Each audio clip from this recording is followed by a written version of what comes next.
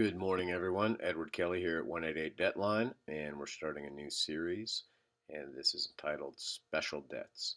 So, as opposed to your run-of-the-mill unsecured debts, which have no collateral, typically credit cards, medical bills, and the like, personal loans, payday loans, um, these are debts that are treated very differently in bankruptcy, either not dischargeable at all or only dischargeable under certain circumstances. So the first special debt we're going to deal with is student loans.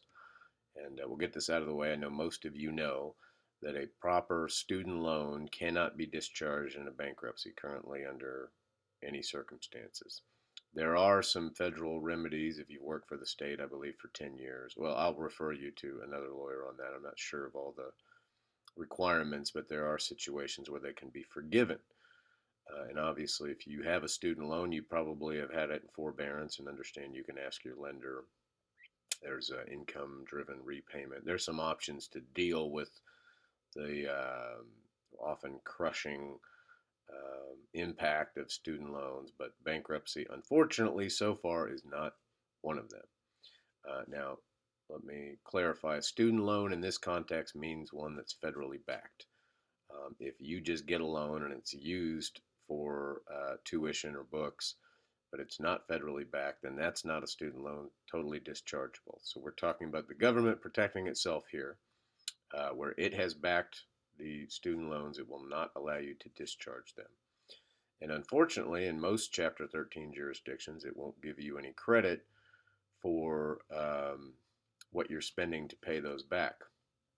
Now, there are some jurisdictions that will do that, and I have found in Chapter 7s, although the law is, to me, not clear on this, if you have a valid student loan payment that you have been making and that you can document, you should be able to deduct this from your expenses in terms of your means test in order to meet that. Um, so let's say, your household and your gross income, you're $200 a month over median, can't do a 7. Well, if you have a valid student loan payment where you're paying $250 a month back towards your student loans, that in most jurisdictions, arguably, but usually that's the way it works out, that will bring you down into the realm of Chapter 7. Most trustees, although that's not technically necessarily mandatory, that amount anyway, that is something most Chapter 7 trustees will allow you.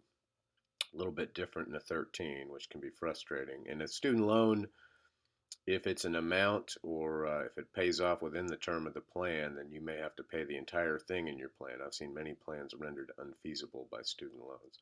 So if you have those, you definitely want to find out exactly how much they are, when they pay off, where you're at, and talk with your attorney about those. It can be really problematic in a 13. And in a 7, they just can't be discharged in any way, but they may be able to help you qualify to do a 7 if you can't otherwise. And obviously, any payment made towards your student loans, because they're not dischargeable, is money well spent. Generally, I try to encourage all of my clients discharge everything you can and pay as much as you can on your student loans and taxes.